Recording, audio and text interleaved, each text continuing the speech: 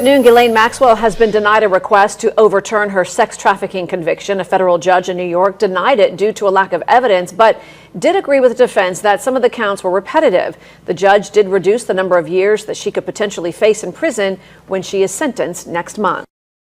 All right, so here's the thing. The Ghislaine Maxwell trial, to me, was just a very frustrating thing because, you know, as a Christian and holding the values that we do as far as, you know, this whole sex trafficking thing, especially including minors and everything that we know or we think we knew that was going on with Jeffrey Epstein, we don't know anything. They kind of put a smackdown on a lot of the media, and you didn't hear anything about the trials. We didn't hear anything about who was named, what celebrities were involved. These are things that I think we deserve to know as a group of people in America, and you could go across the world with this argument. We should have access to know who is doing these atrocities when it comes to a court trial. We shouldn't be held in the dark. So for this judge to reduce her sentence because there may have been overlapping charges or accusations is kind of, to me, like, what charges were there in the first place? How do we get access to this? Who was involved?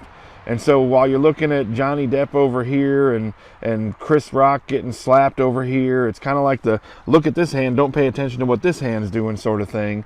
And I just think it's unfair. I think as a Christian man in this world who is trying to expose things like the sex trafficking industry, and that's why I love Reasons for Hope, getting behind Threads of Hope.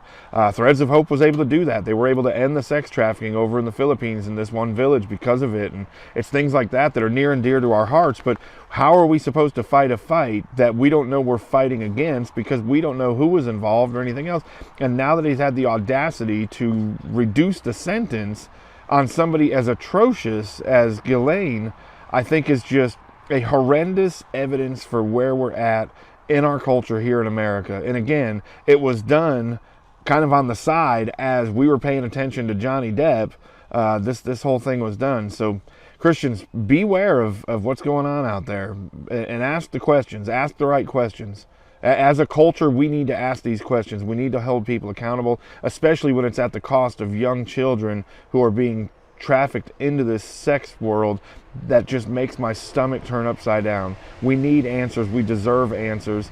Stay bold, stay awake, stay truly woke, because I don't know what this whole woke thing is, but I'm telling you, stay woke. Like, stay alert, pay attention to what's going on, and ask the questions. Be bold out there.